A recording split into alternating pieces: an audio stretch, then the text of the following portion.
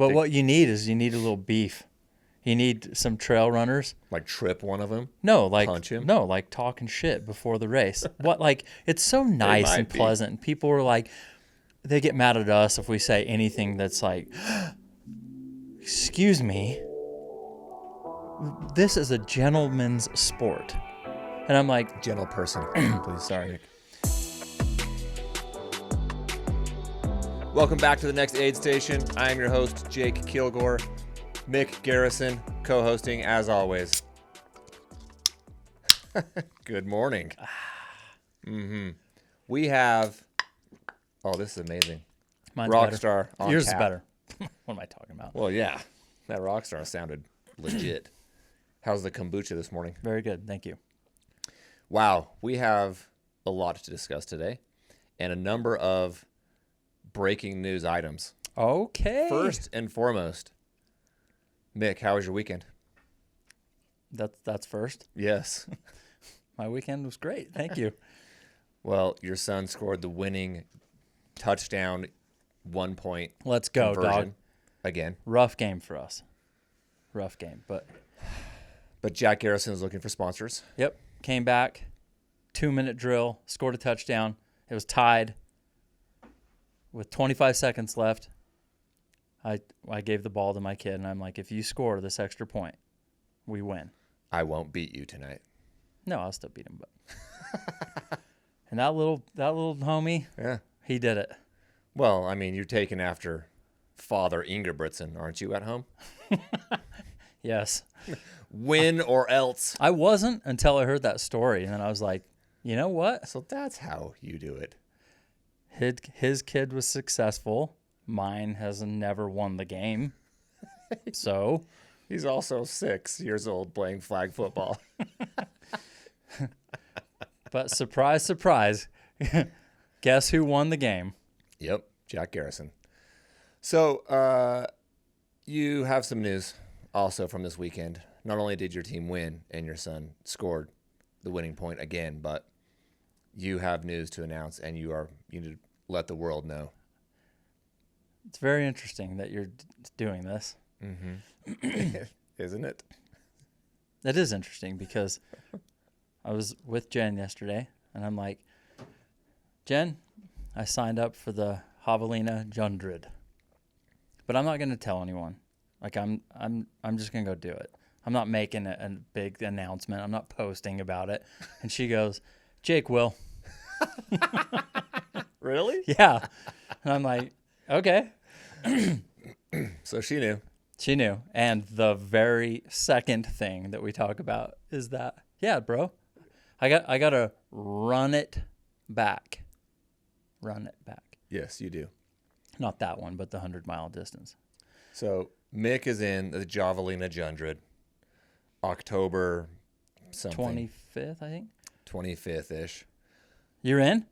I'll be there. You're going? I will support you. Scott, you're going? Let's Scott, go. me, It's a party. Jen. That's the only reason. That's the only reason we're going. Canopy, beers, laps. Let's just go. Yeah. Laps and beer. That's why I'm there. Yep. Huh? People, it's Halloween time.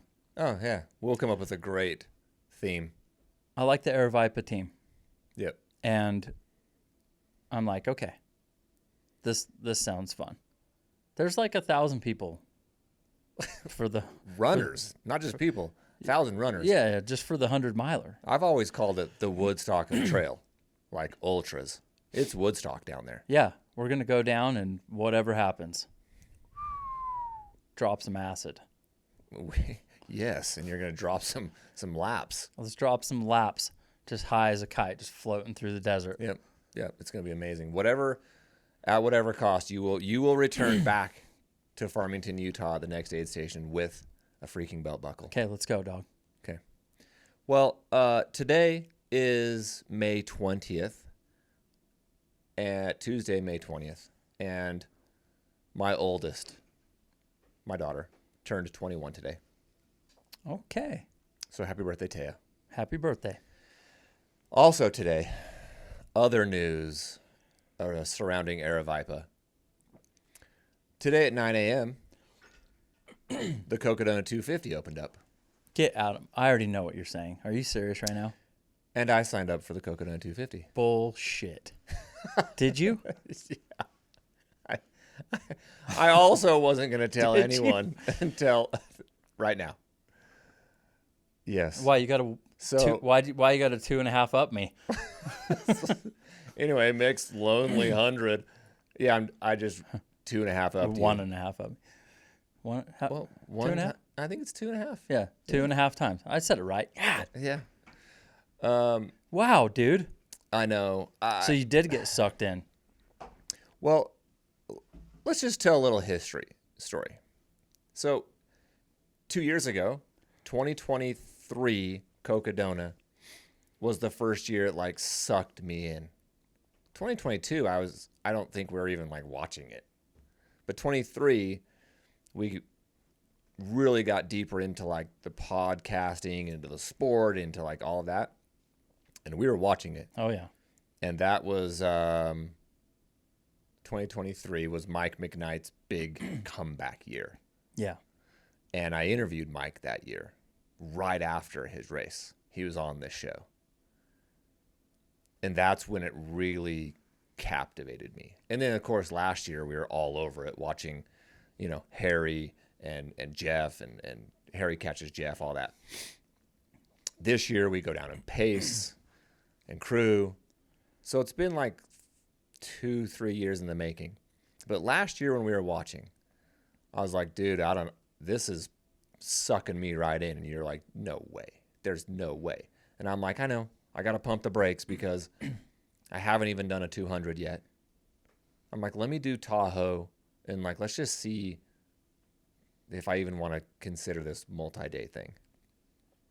Did Tahoe last year, had a great experience. So then watching this year and pacing this year was more like, yeah, I could do that. I think I could do that. I think I want to do that. I think you could too.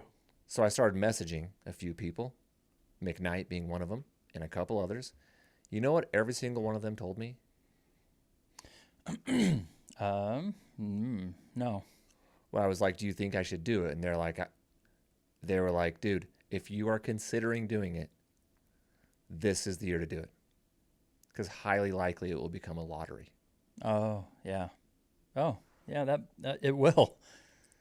And so next year will be its 6th year. In year 7, rumor has it that it would become a lottery for average Joe Schmoes like us. We can't just get in because, I'm average Joe Schmo. You're like higher than that. Okay, but I'm not. You podiumed Tahoe, bro. Okay, but I'm not getting in on. No, you're not like these elite pros. Yeah, if a race is a lottery, I gotta hit the lottery. Just like 99% of all of us. Yeah. So I was like, dude, I don't have time to sit on this. I can't wait until after Bigfoot 200 this summer to be like, do I want to do another one?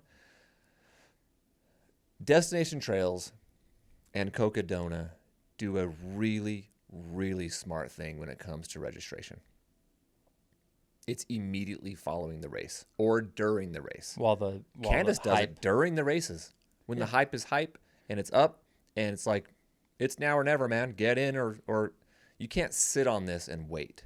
It's interesting, too, because the hype for me is a lot of it's the live stream of Cocodona. She doesn't have that, no. but still sells out. There's a lure to the legacy of those races and we'll get into the 200s. I think we want to talk quite a bit about like where are the 200s going. That'll be a decent segment. Because you want to bring it to me I know. Okay. So since I committed to pacing you and crewing you in Javelina, have you ever? We'll see you at Cocodona next year. Okay, you've never paced me. No, I tried. I tried. Yeah, let's tell that story. So you're pacing me. We're doing the Bear 100.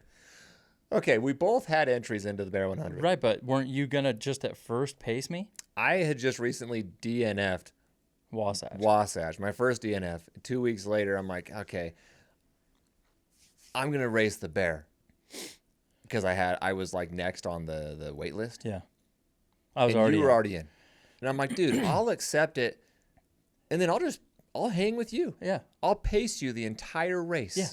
We'll just stay together. Because we both had bibs, and I was like, yeah, I'm cool. I've done Wasatch once. I'll just pace you. Yeah. And then we finished the first big climb. Mm-hmm. And you went my pace, so you felt better which is an interesting strategy because then you went on to have one of the best races you've ever had. So we get to the top of the first climb. We're like, what is that, 8 miles in? Maybe less, like 4. Yeah, it was just the top of right before when you take that right on the single track. Oh, is that all that is for? Yeah, it's not very far. It's like 4 miles, 4 or 5 miles. Oh, the first aid station might be around 8. Yeah. And anyway, so you're looking at me and I'm like, I already know. Just go. You did. You did. And so you're like, hell yeah, I'm gone. I never saw you again. You're gone. 30 seconds later, I get stung by a wasp. That's why I left just you. a little like message of Jake's ditching you.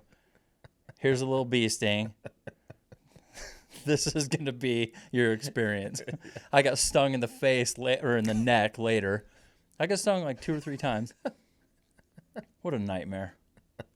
Thanks, Cody. Love you. Sorry I left you. Hey, it wasn't Cody's race that year. You're fine. Cody's like, it's not my fault you didn't train. Yeah. No, I did train.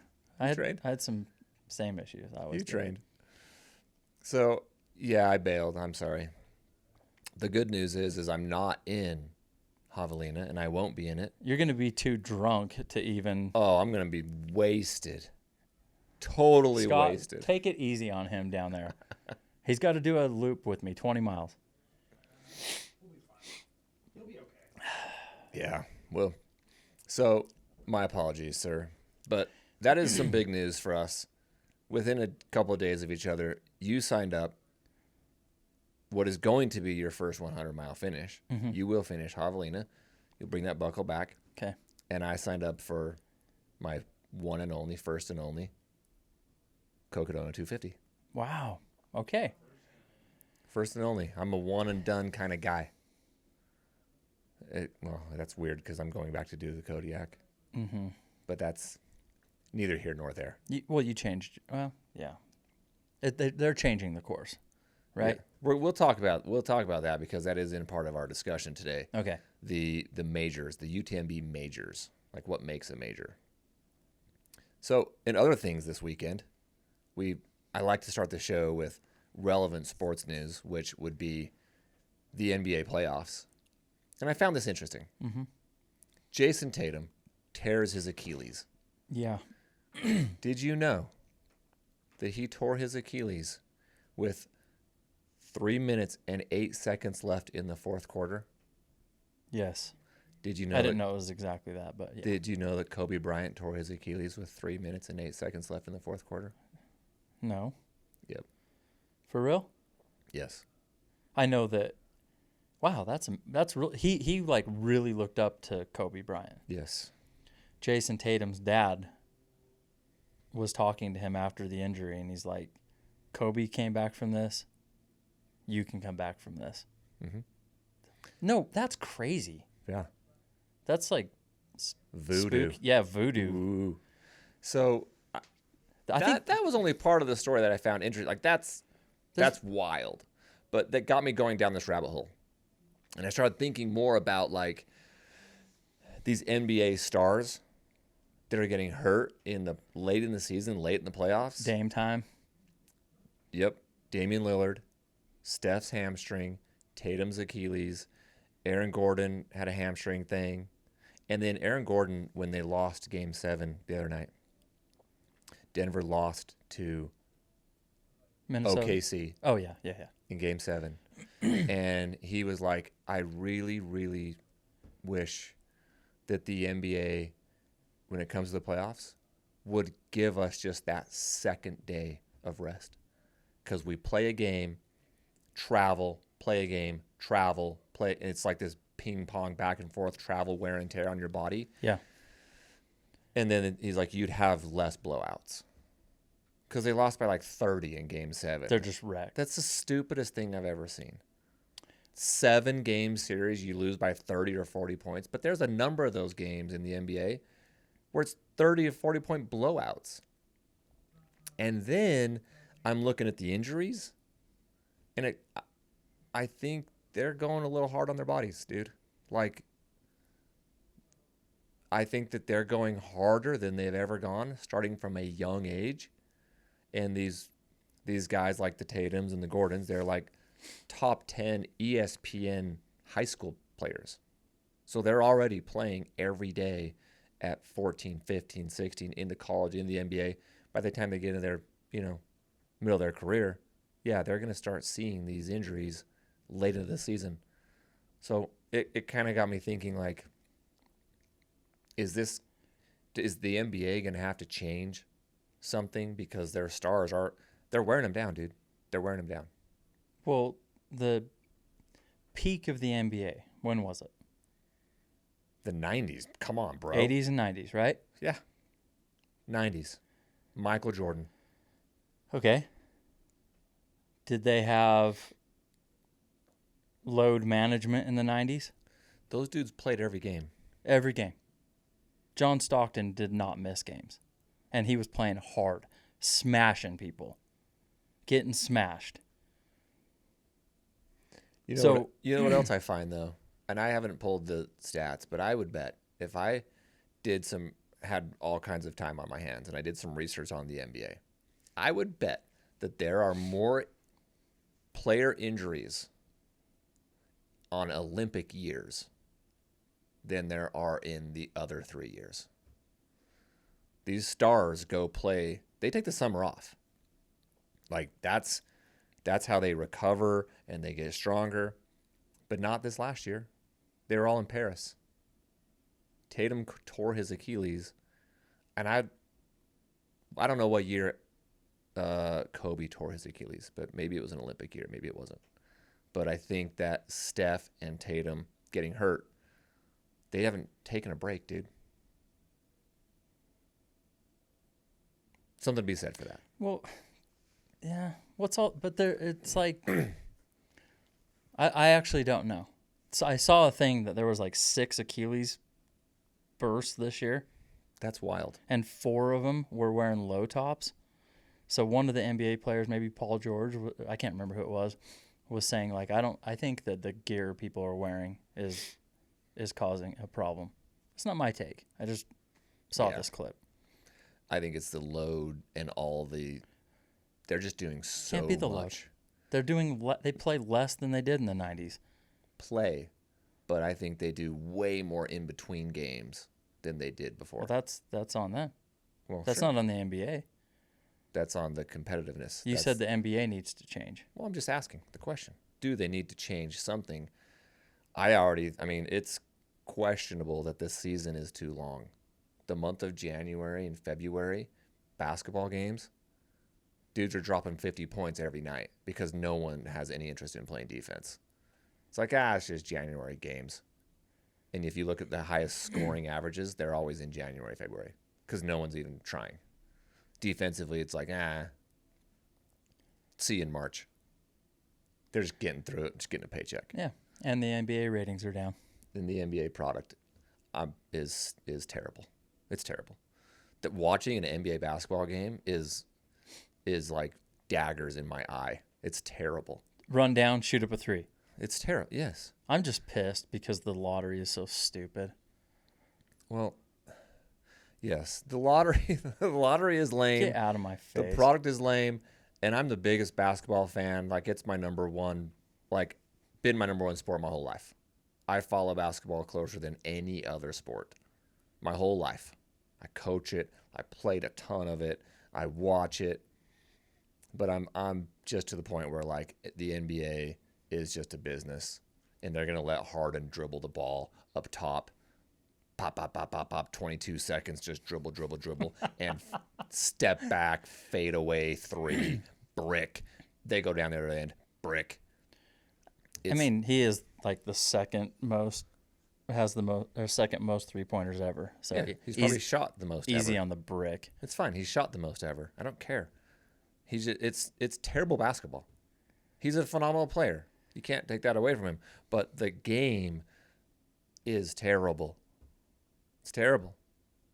Do you think that that's changing? It's so boring, dude. The playoffs are a little bit different. I don't think the teams that are advancing right now are just 3-point shooting teams like that. So that's interesting. And there's some small market too, so I like that. What are you talking about? They don't just run down every time and shoot up a three. Anthony Edwards shot more threes than Steph Curry did this year. And they got Cat, a 7'1" center who won the 3-point contest in the All-Star game. That's what they do. They got Gobert, but those Cat's on the Knicks. Okay, sorry, he got traded to the Knicks. But a 7-foot center who won the 3-point. No, I know that. They're shooting tons of threes. Over the last since Steph, they have been a 3-point shooting. Everyone wants to be Steph. I'm just saying, I've been watching some of these games. It didn't feel like that's happening right now in the late stages of the playoffs. It's because you're jaded. You just think it's normal that 4 out of 5 possessions is a 3-pointer. I just think it's jaded and normal that the Spurs get a top 4 pick every year. Great. Bring back the mid-range jumper. The lost art of the mid-range J. Rip I went to a Jazz game. Give me Rip Hamilton's mid-range. I went to a Jazz game. I know the Jazz sucked this year. I know that. Yeah. First of all, they're not the worst team in the league. They had to fight hard to get that record. We were cheering for them. Bro, they had to, if you play John Collins and Colin Sexton and you play all the guys, Lauri Markkanen, and you play all of them every game and actually try, I promise you they're not the worst team in the league. Sure. They were fined to tank. Anyway, I went to the game. I'm sitting there with my family watching the lineup. They announced the starting lineups. I was embarrassed. I was embarrassed for the Jazz and for the fans. It was like, and now and they come out and it's like you could just hear people. I could hear my family talking, and I'm like, you kids have no idea. And now I know that the Jazz were amazing in the 90s and they suck now, but you couldn't hear anything except for screaming when they announced the Jazz players in the 90s. The vibe, it was crazy intense. It was a different world. Oh, when they were announced Mark Eaton, place went nuts. Jose Ortiz and Tyrone Corbin. Dude. Yeah, and now it's just like people, it's just different. All right. So we got to move on from the NBA, but I thought this was an NBA podcast. Fine. Item number 2 from my weekend. Okay. Hayden's niggle. Shit. That's what I'm saying, bro. Yeah, you probably haven't even seen this. No. I was busy winning football games. Yeah. Hayden Hawks went in and had a minor procedure done on his meniscus, and he is out of Western. What? He's out, bro. Well, that's not a little niggle. Yeah. That's something. He had his little niggle fixed. I believe it was his right knee. It was a very, very minor meniscus repair. According to his posts, he talked about he talked with coaches and therapists, other runners, and it's a very quick short-term recovery. So and long-term, obviously, the massive long-term benefits. He wants to run for as long as possible. So he is focused on UTMB. That's So disappointing. no Western. That's disappointing for Western. Yeah, and what is it? Unbreakable 2 that's coming out. That's going to be for Western 2025. No Hayden. He'll be there. He's dead set on being there, crewing. He said maybe pacing, but just being there, catching the vibes, being there, everybody. Yeah. Well, okay. Well, that changes things for your podium, doesn't it? Incredibly bummed. Of all the years to miss as an elite athlete, that's got to sting. Yeah, that sucks. That's got to sting more than just, I got a niggle. Okay. It's a bit depressing. Number 3. Filemon and Elhousine. The Kenyan against the Moroccan. Last year, the last 2 years, these dudes been going back and forth. And every time I look it up on Saturday and I'm watching these races and Instagram flies up, I feel like these two are a dead freaking sprint at the end of a Golden Trail Series race. Oh yeah. This is the dude that was racing Killian in that one? Killian and or maybe twice? Killian was racing Patrick in the one that you're talking about. Okay. So let me break it down for you. These two dudes were racing in Italy. It was like a 20-something K race. Yeah, that's why they're going so fast. It's always these short distances. Bro, it looks like a cougar is chasing them down the mountain. Yeah. And they're beating it. They're running so fast. I remember watching the biker couldn't keep up with them. Yeah, and so it's a little technical. And the climbs up these stairs that they're just running is absolutely insane. Well, the coolest thing is Filemon won for the first time in 2 years. He beat Elhousine in the last 800 meters. He passed him. Oh, damn. And Elhousine's post, he was like, yeah, so it takes a little bit of luck. All these races, it takes hard work, takes dedication, takes strategy, and a little bit of luck. And then he says he got stuck at had some traffic issues going through the city at the end of the race. Oh, what? I'm like, did he just get stopped at a crosswalk? And that cost him the race? I don't know if a car cut him off or a little motor scooter. What's your take on that? Is that everyone has to? Yeah, that is dumb as hell. That's the course. But he made a little one-liner in there. So did he? And he used a car emoji. The other guy hits it green, and you hit it red, and he beat you. So it reminded me of the end of Cocodona. If you remember the end of Cocodona, they make you stop at the stoplights and push the button to cross the street in Flagstaff. Yes. And some of the runners were like, yeah, it was kind of annoying to sit and wait for the light. And one elite runner, I might have been Dan Green, was like, yeah, I can't imagine being in a foot race at that moment. You sprint, and then you both stop and wait. You're like, I'm going. Beep. Oh, I would go. Maybe that's against the rules. Maybe you get DQ'd. I don't know. But I found it interesting. He had a little bad luck. But I don't like it. Finish somewhere else. Yeah, I think I just want to know. Why do you get it? Why are you finishing? Right, you can't figure it out anywhere else. Well, I don't want people running through at crosswalks. I don't know, but I think a lot of these races are so majestic, just so beautiful. It's like you leave from a town, you run on the road, so everyone gets spread out. Then you hit the single track and you climb and you run around like a marathon on the single track, just racing. Yeah. And then you hit the road again to come back into town where the whole crowd is. It's actually pretty common in races. I'm just it's talking crap. Yeah. It's actually really, really cool. Well, it was Philemon's first win in 2 years. He had a ton of podiums. This is the third Golden Trail Series race this year. There's 8 of them every year. So the Golden Trail World Series is 8 races and then a grand final, a finale. So this is the third of the 8 races. And he took second. Filemon has taken second at the Kobe Trail and at the Great Wall Trail. And then he is the one that took second to Killian in that Sierra Zinal race last year that you're talking about. So for 2 years, he's second or third. He took third at the Mammoth Trail Fest. Mammoth Trail Fest was the one where Patrick Kiriago and Elhousine cut him off. They were sprinting down the cobblestone. He kind of cut him off, and Elhousine beat Patrick. Well, Filemon took third in that race. Anyway, I haven't done a ton of study on the Golden Trail Series, but dude, that's where all your fast. We've talked about it before, but that's where all the fast African marathoners are.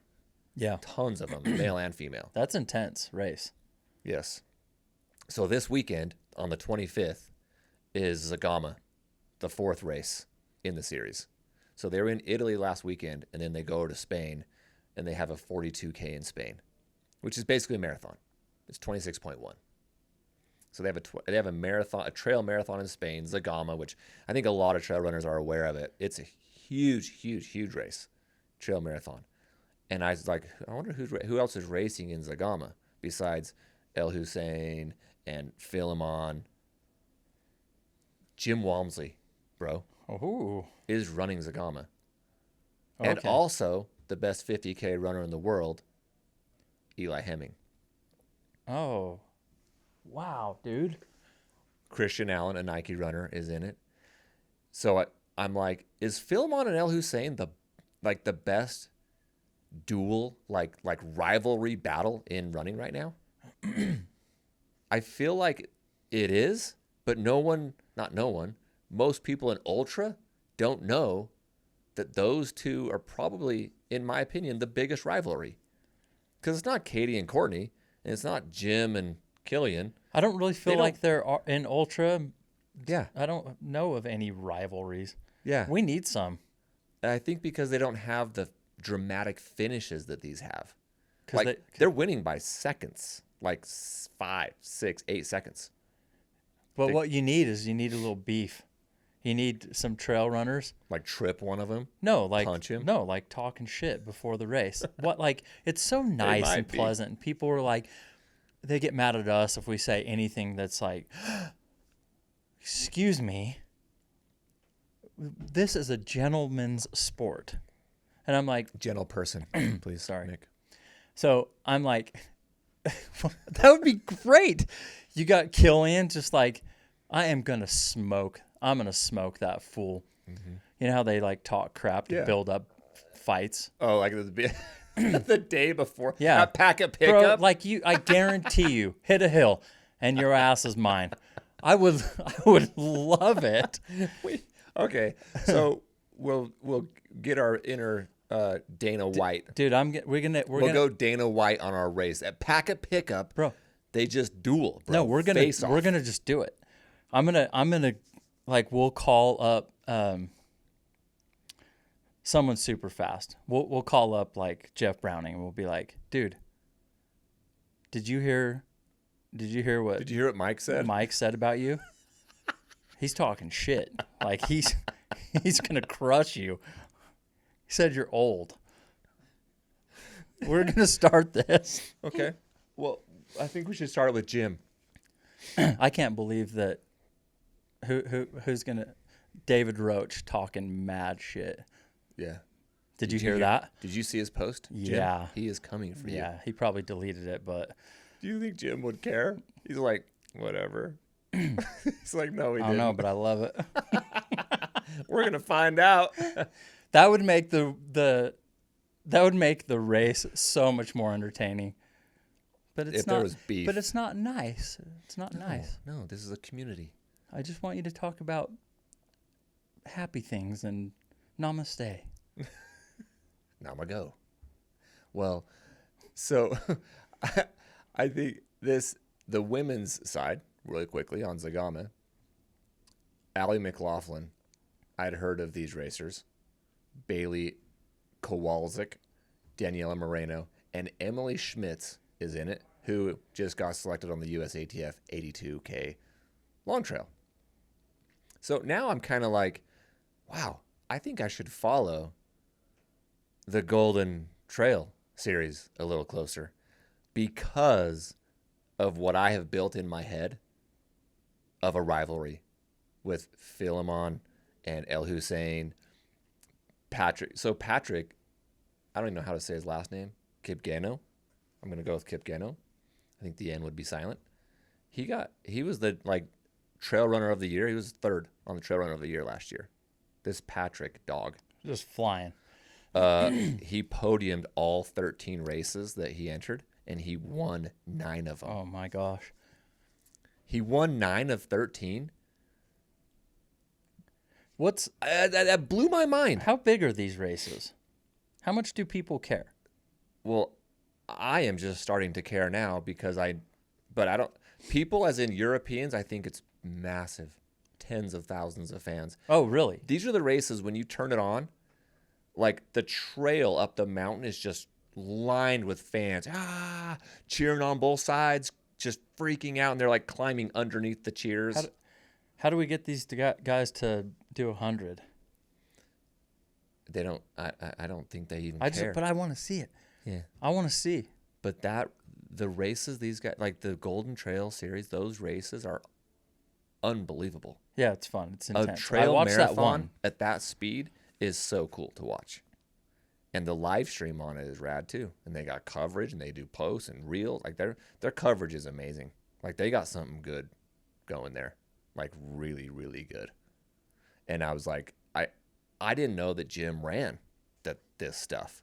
Maybe he doesn't like run it, but he's running. Well, he was on the list. It's going to take everything he's got to win it. I'll tell you. Jim, Eli, but Patrick, Elhousine, Filemon. I don't think Jim stands a chance, which is crazy. I don't think he podiums. Hang on. He doesn't stand a chance. Not to podium. It's Jim Walmsley. I know, but these okay, guys let me ask you a question. It's like It's like Jim Walmsley in the Boston Marathon. No, it's not. It's similar. Similar. Kilian Jornet beat him. Could Jim stand a chance against Kilian? At that distance? Yeah. I honestly, I kind of don't think so. Yes, he could. I kind of don't think so. I think Jim's length and his stride and his speed over hours of time is his strength. 50, 100, 150 mile. Like, give me the big distance. I know he's a very, very fast marathoner, but the footwork that these dudes, you know who Elhousine is? I'm telling you who he is right now. He is Jose Cruz. He's that height, that build, and his feet just move quicker. He's crazy quick. Just pop, pop, pop, pop, pop, pop. His feet are just flying. I don't think Jim has the footwork. I'm a faster runner than you, but you can beat me downhill on that fast technical. Like, your footwork is crazy fast, and I'm always behind you. Like, going down anything steep, technical, pop, pop, pop. Like, you are faster. Your footwork is faster. But over a longer period of time of stride and, like, consistency, I'm a faster runner. But you smoke me on that stuff. And when I think of Golden Trail Series, that's what it is. It's the super technical, downhill-y stuff. It makes it and very that is exciting. Kilian, bro. It makes it exciting. But I'm just not sure that I would just be so quick to say that Jim's not that. He'll be in it. I don't put him in the downhill foot race technical speed of Patrick, Filemon, Kilian, Elhousine. Those four dogs are all beating him. It's Zegama. Oh my gosh! Now I'm so in. Yeah, you got to watch. I'm going for Jim. I am too. He's an American. No, you hate him, and you said he can't win, and he sucks. He's a top American. I'm gonna be cheering for him, but I know what he's up against. Those Africans and the Moroccan. That's what they do for a living. That's what we want. Okay, I'm watching this. Let's go. They race every race in the Golden Trail Series. When is this? The 25th, which I think is in 5 days. Saturday, Sunday, wherever day the 25th is. That's Sunday. Sunday? Yeah. Jen's birthday is on the 26th. Shout out. Happy birthday. Happy birthday, Jen. Yeah, dude, it's going to be something. It would have been something without Jim, but now that Jim's in it, I'm even more interested in I'm down. How this is going to unfold. But those three dudes, Patrick, Filemon, and Elhousine, crazy fast. I wish so. Kilian is not in this race, by the way. I know. Why not? I don't know. I would love that more. I think Kilian is repairing everything because he needs a. He was injured. He wants a perfect Western. Jim's racing this as like a tune-up to Western. So how risky is he going to be on that downhill? Not, dude. You got to take massive risks on those downhills. Like that's a good point. That's a good point. That like this is their jam. This is not Jim Walmsley's race. No, so that's fair. That's fair. Yeah. I like that point. But I still want them to just be talking mad crap. I wish they would get race involved and just be like, that white boy is not going to come over here and beat us in a 20 mile. They might be. Why can't that happen? I hope it does. They get everything involved. They're talking about their mama on the race.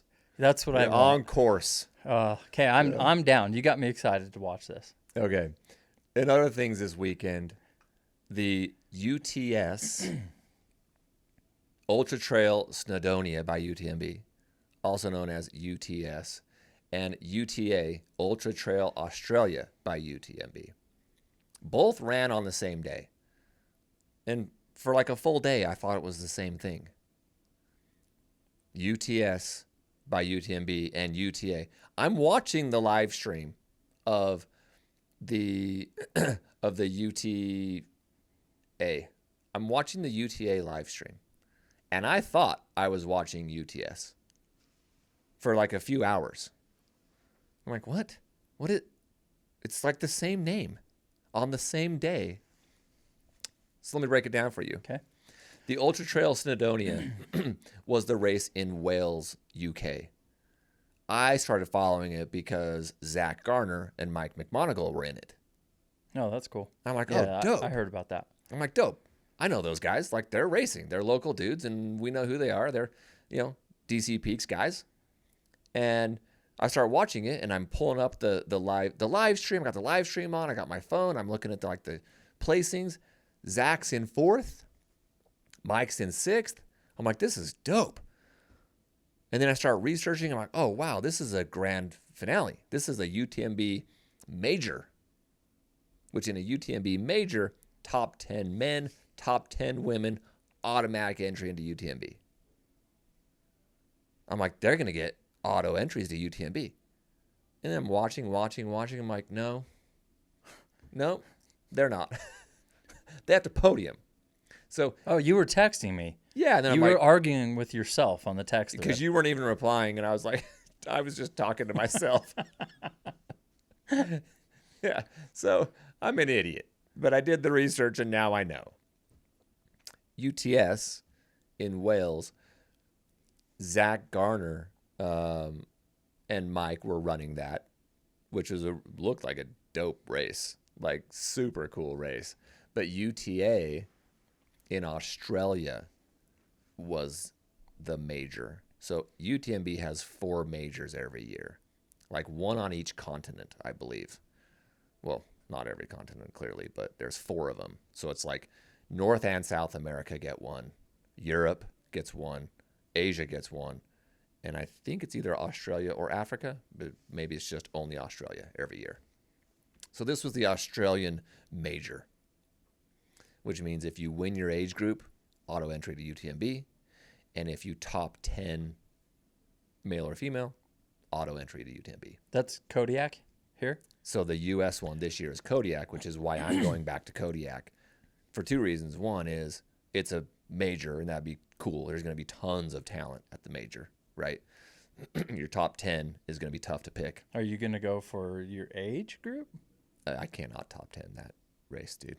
No, I know, but Yeah. Oh, you'd have to win your age. I got to win my age group. I won it last year.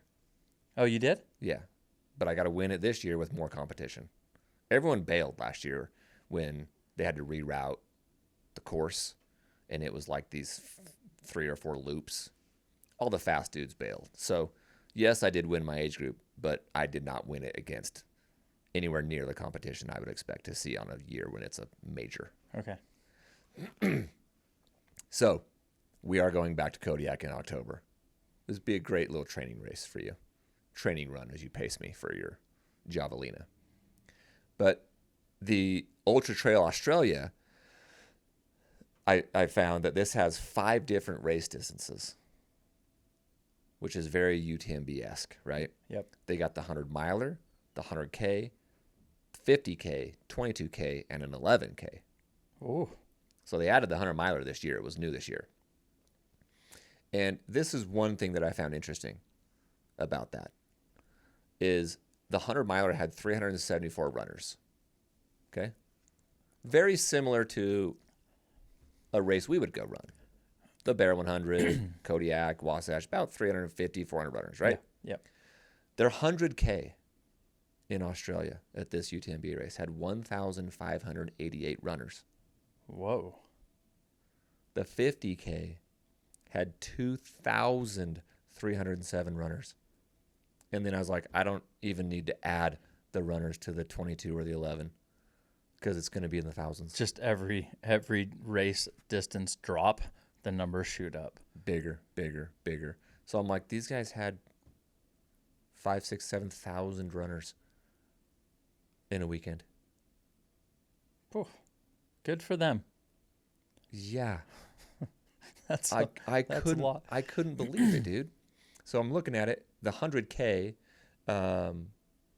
Eva Moore won the female. She's from Great Britain. Beth McKenzie, we've heard that name before. She's a U.S. athlete. She took F2 at the 100K. And, of course, Dan Jones won the 50K. Local. Well, ain't local. He's from New Zealand, but it's in Australia. So Dan he's just Jones a little is hop, fast. skip, and a jump. And he wins the 50K. All of the female podium runners on the 50K were all from Australia. So, in summary, the UTA was the World Series major this weekend, and the UTS is just a normal World Series event, not a major, that Zach and Mike both raced.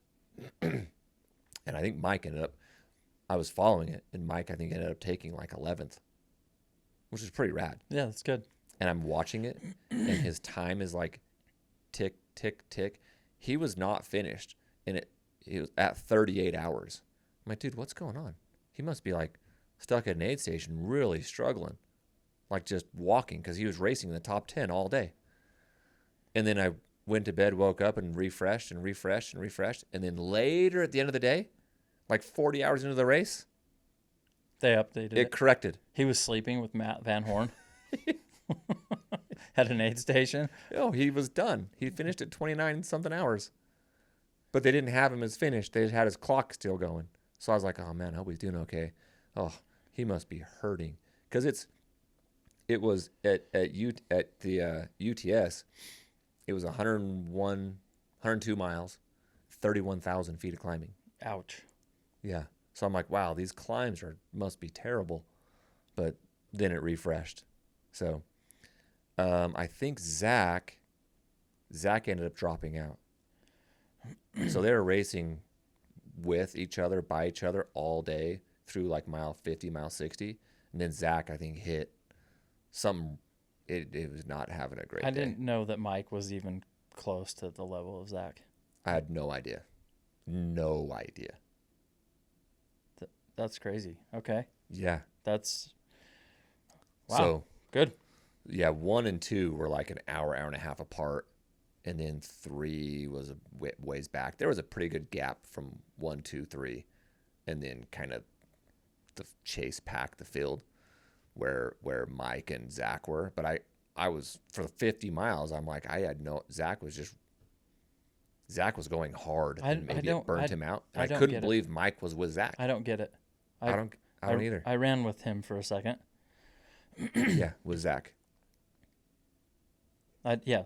So you're telling me that there are people out there that are just going to smoke him? Funny you should mention that. Talking about? Did I tell you about my weekend? Nope.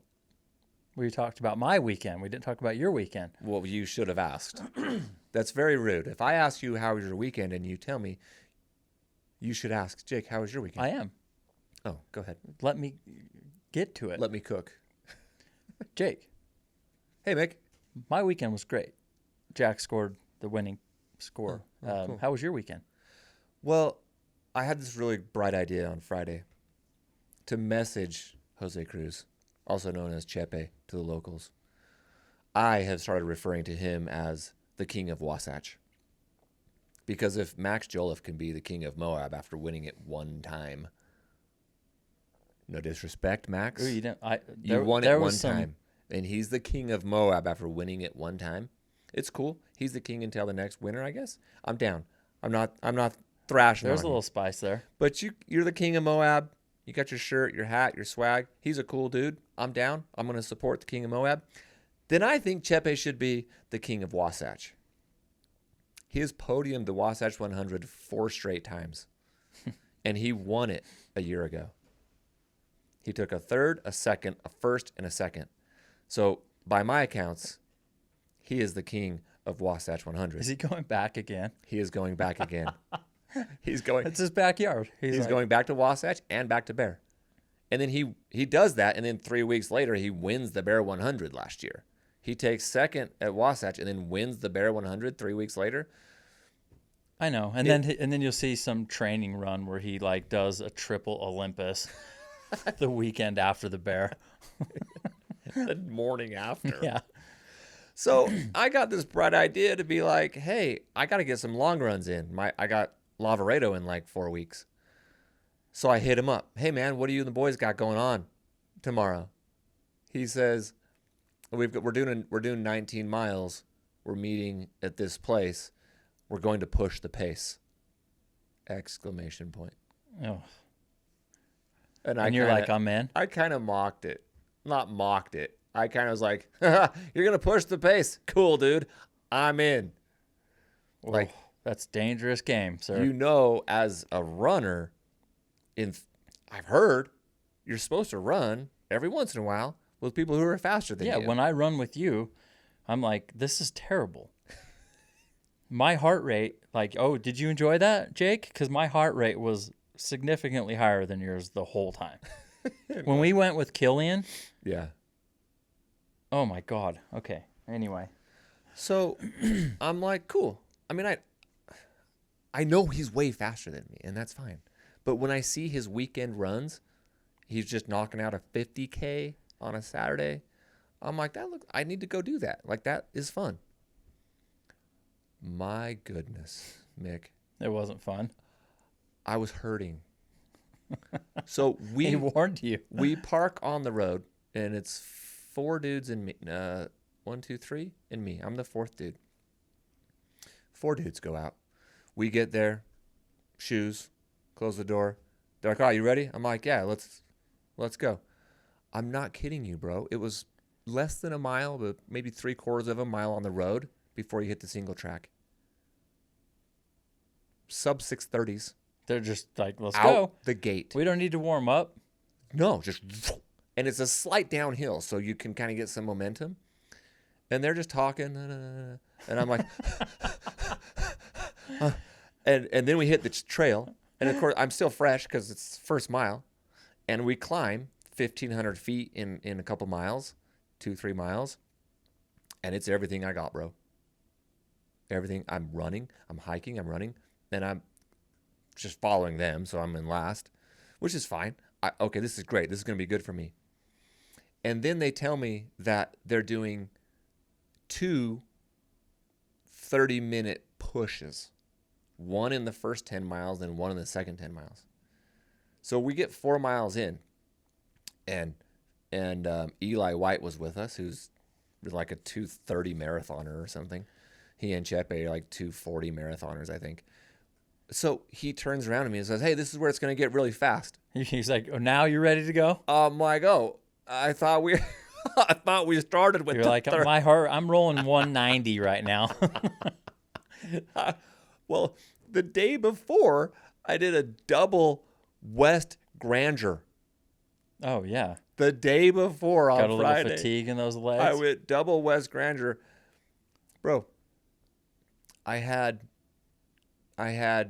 15,000 feet of climbing 5 days into my training when I showed up for this run with them. Even if I was fresh, I'm hurting and smoked. And I show up with dead legs to run with these dudes. And then they're bombing down these hills. I look at my watch, and it's a 6-minute mile on trail, downhill, technical, just go as fast as you can. And I can't keep up. They're gapping me still. Still gapping. Oh my gosh. So they were doing a big 10-mile loop. And right around mile 7, there's a bunch of turns that are in there in this trail. And I was like, I don't know which way they went, dude. I'm just taking this one. And I text Chepe, and I'm like, dude, do whatever. Sorry I lost you guys. Do what you got to do.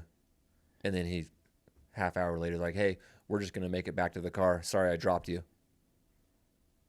Sorry we dropped you. So then I was like, okay, cool. So you got to calm down and bring your heart rate down and for like 2 miles, and I just kind of jogged. It was nice. I was just chilling.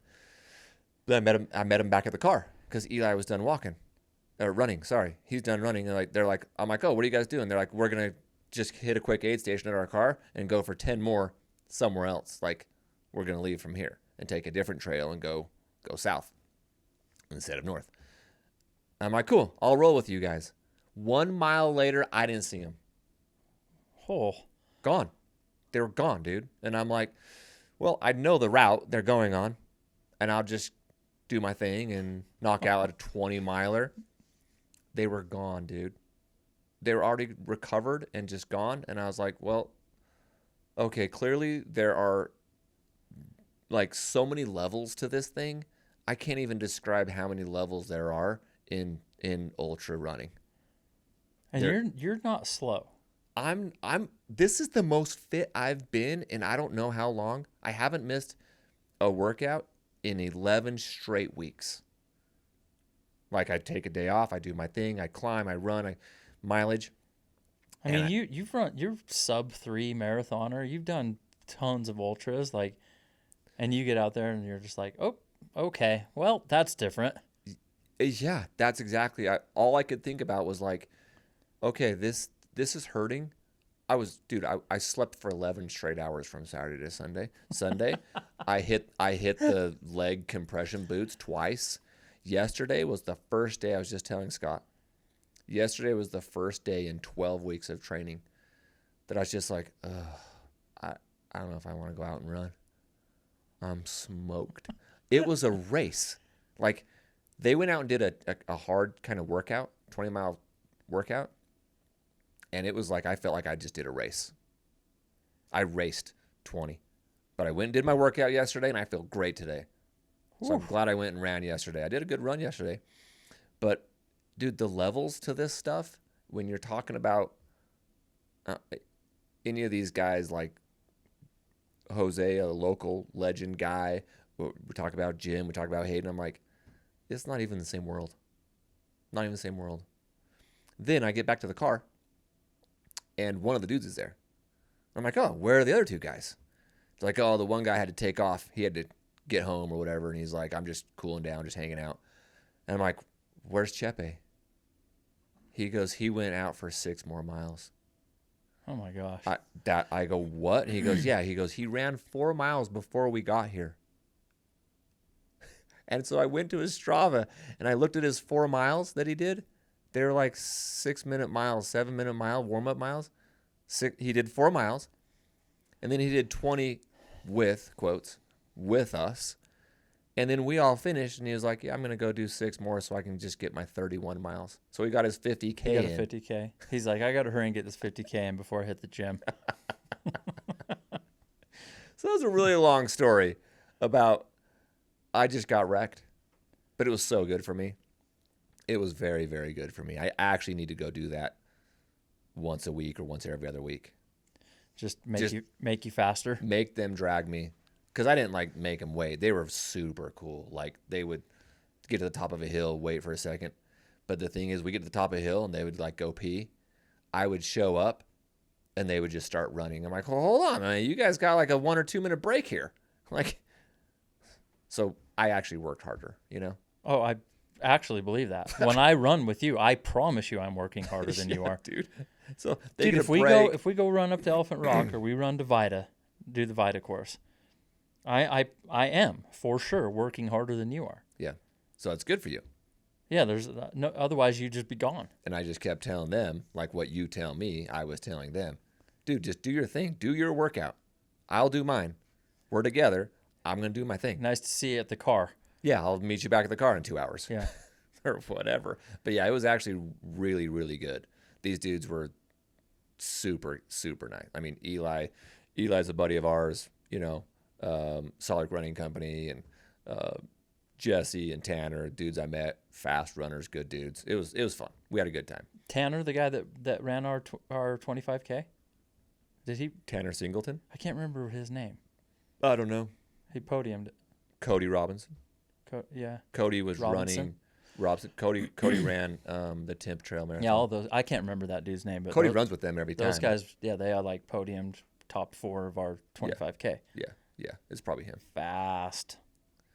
he did say when we were on the road in that first mile, he was like, "Oh, hey, I actually can't remember if it was Tanner or Jesse, one of the two of them. One of them turned to me and was like, dude, I'll have to say I did pull up. I was on Instagram on like April 3rd. You guys totally got me that you sold DC Peaks."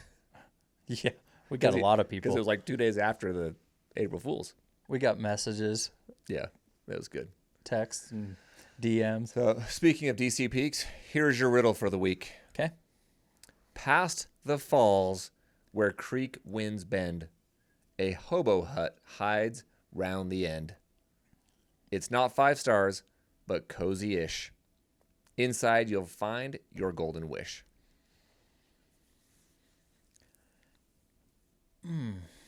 I have no idea. Good. The only thing I was thinking, it's not, because you said the falls. I was thinking, that little cabin up Candy Creek? Mm-hmm. There's little cabins all over the Wasatch Front, so it doesn't narrow it down, but I'm sure once they get the picture on DC Peaks, people are finding these fast. They'll put them together. Fast. Yep. Dude, last week, found it in the freaking blizzard snowstorm. Rain. It didn't look like that in his video. Huh? Yeah, dude. Up top, he looked good. He's drinking a rock star. Sure. That dude was kind of funny. He was great. But before that, snow. Oh. It snowed on him. It was like sleet. Slushy. This is DC Peaks, dog. 'Tis. So, last thing on the agenda today, I think is could be quite the discussion. Last week, the Mammoth 200 officially gets approved, which is interesting because we know, at least locally in Utah, the U.S. Forest Service doesn't issue the permit until like right before the race. You kind of know it, but you don't. Yeah.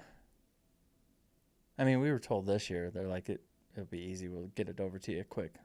Yeah, it's our 5th year. Still haven't seen anything. But I'll say maybe it's this. Mammoth Trail Fest is a big event. They do a bunch of races. They obviously they know what they're doing. So I'm sure they can get the official approval before random Joe Schmo tries to get his first year inaugural race off the ground. I'm sure Tim Tollefson. Also, who knows what getting approved means? Like they would tell us like you're good to go, right? Yeah, it's not an official. And then we didn't permit. actually see the signed permit until the day before, like 2 or 3 days before. Yeah. So we were just rolling. So regardless, it's cool. On the day that Cocodona opened up their race, we are also. I think Cocodona sells out today. I'm just going to put it out there. I think they sell out. Scott, maybe hit the refresh and see if they sold out in. It's been 2 hours and 10 minutes. We'll see if they sold out. So Mammoth, it's roughly the same cost. It's $1,800 after taxes and fees. Cocodona 250 is $1,902. So basically the same. Cost per mile, Cocodona is better. Cost per mile than Mammoth. That's funny. Cost per mile. It's sold out 2 hours. Cocodona is sold out. Oh my gosh! How many runners? I'm pulling it up right now to see. Dude.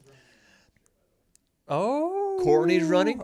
She did. She said, alluded that there was some.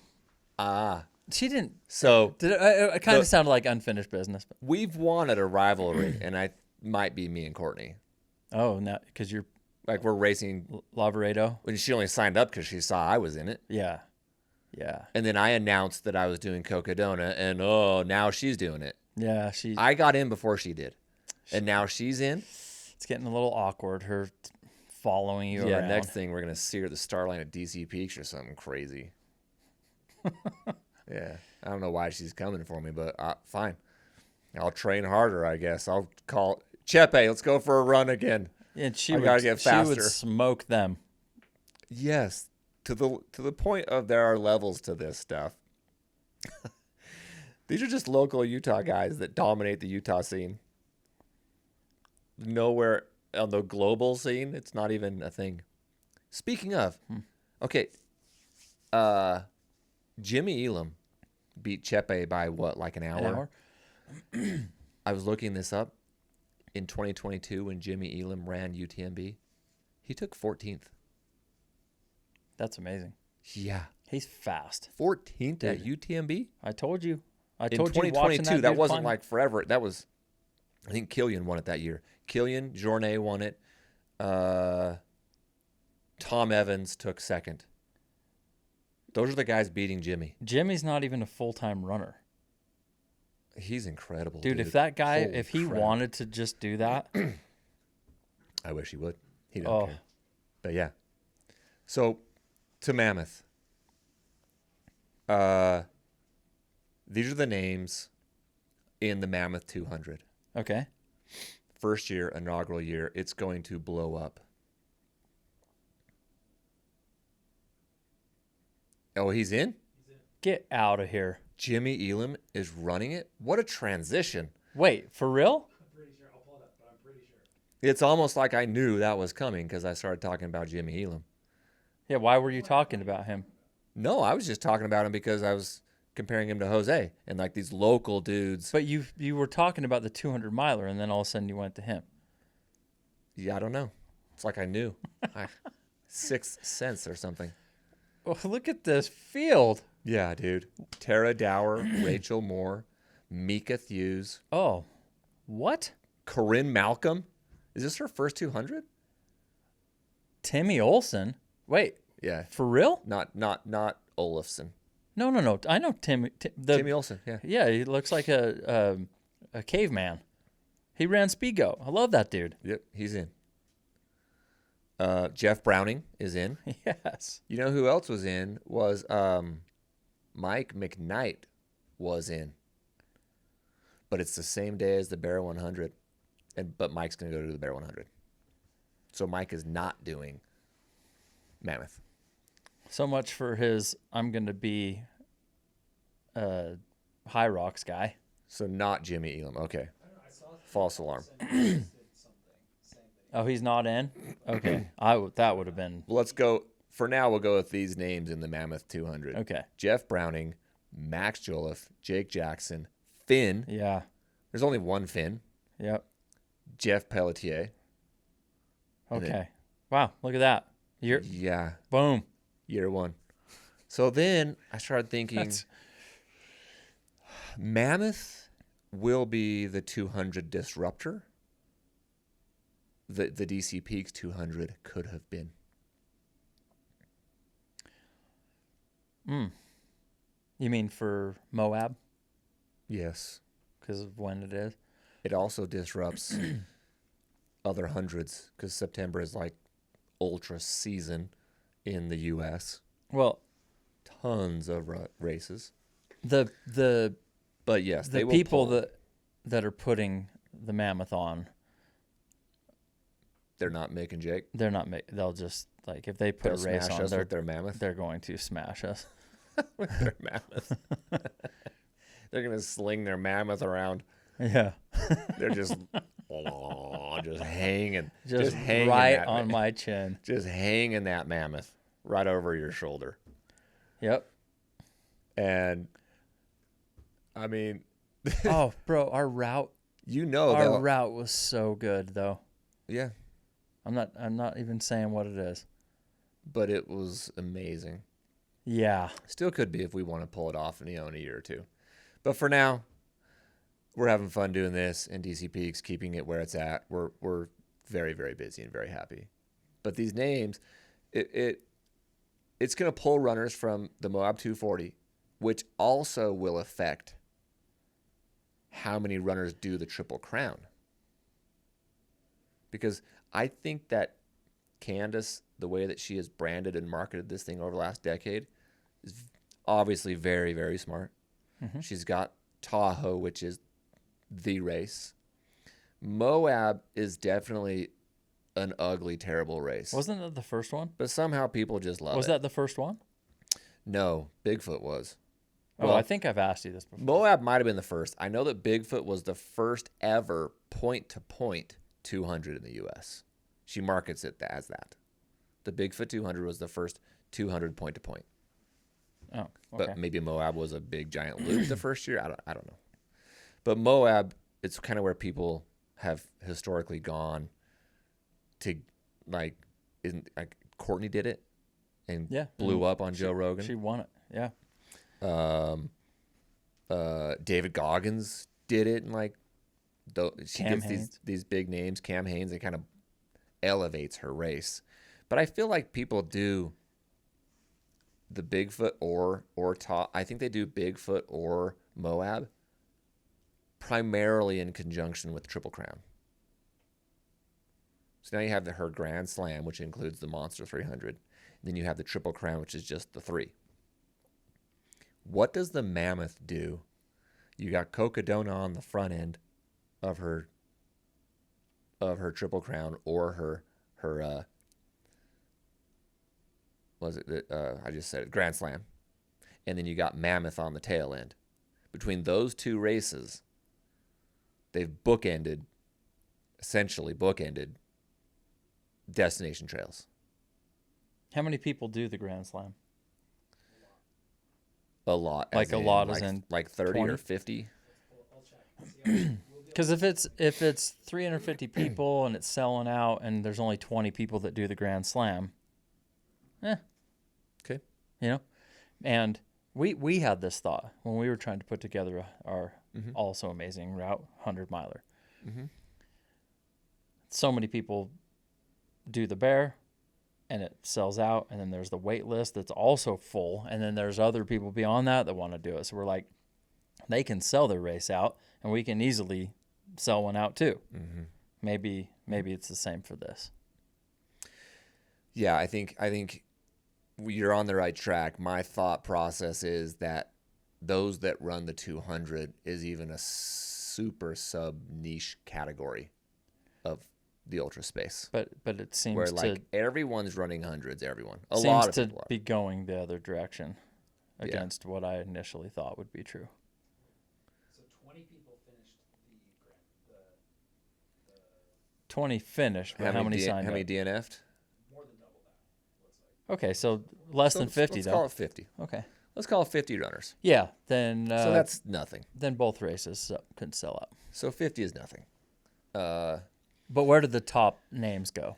Where do the top names go? That's going to be the right. There's only so many top names to go around when it comes to 200s. And Are they doing is Mammoth doing live stream? I'm sure they'll do See? live stream. They're gonna crush her. And they got It's a mistake. and they got a $20,000 prize purse. $20K. Is that for just the 200 though? I don't. Do people Oh, really? that's a good question. I thought it was just for the 200s. Do but people really chase that? maybe we can look that up. Well, it's one more reason to go do it. I don't think they chase it per se, but Because when If I'm I thought choosing- for sure they did, and then we were hearing some things when we were trying to implement that. People, they're like, they're not chasing that.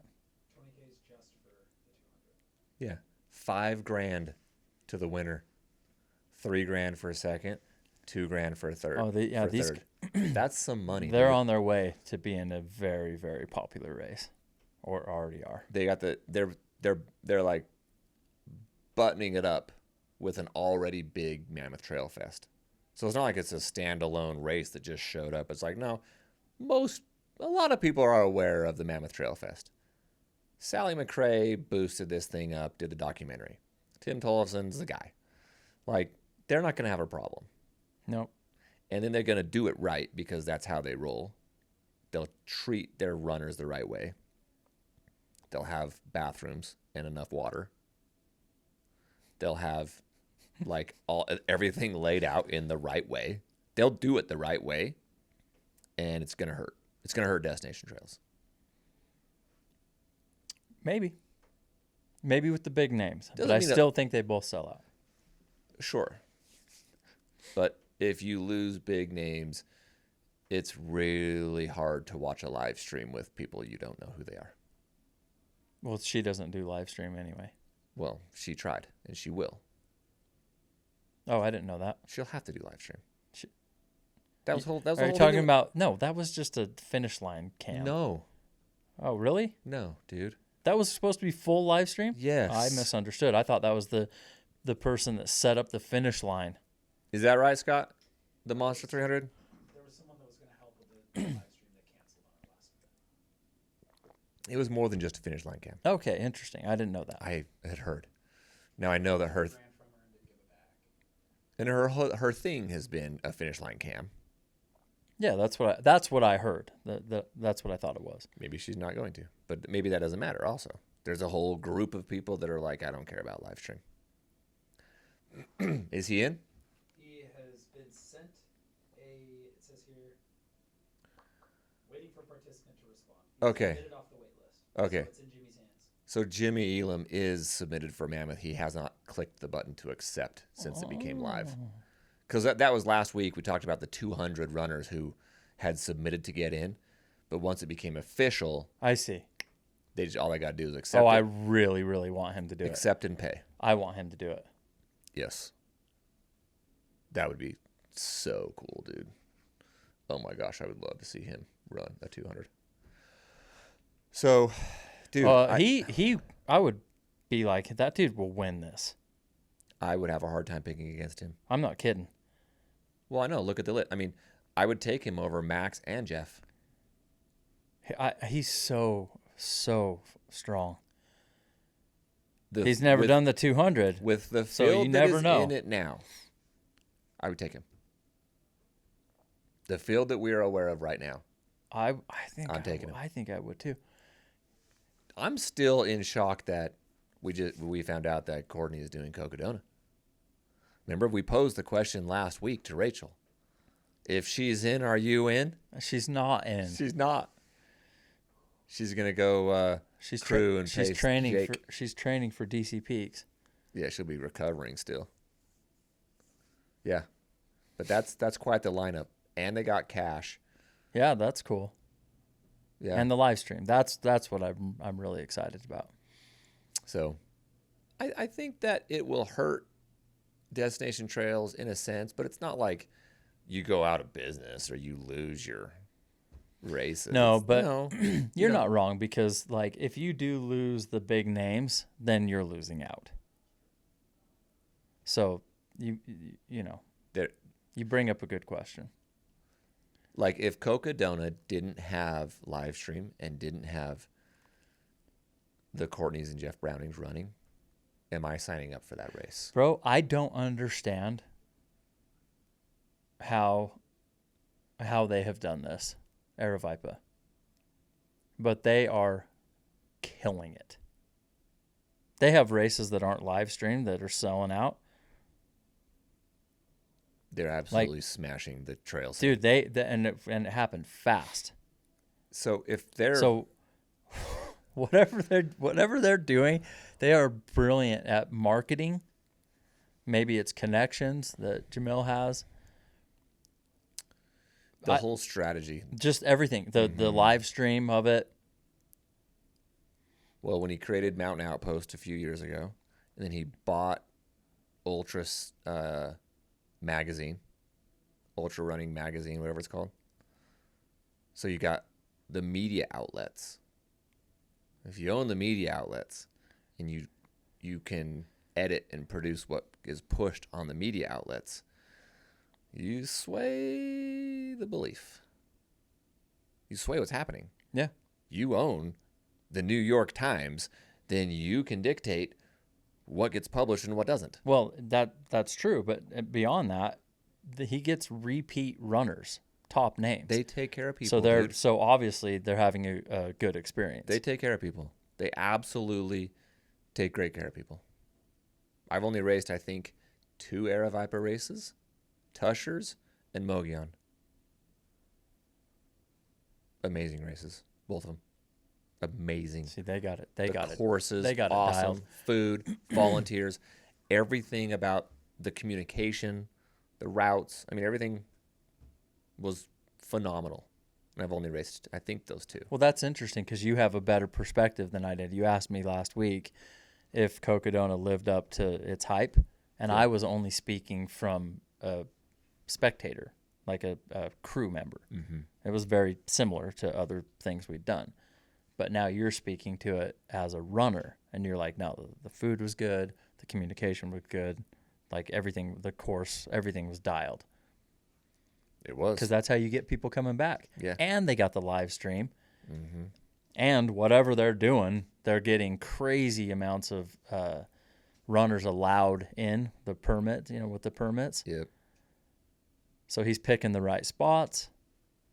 Massaging the right U.S. Forest Service guy.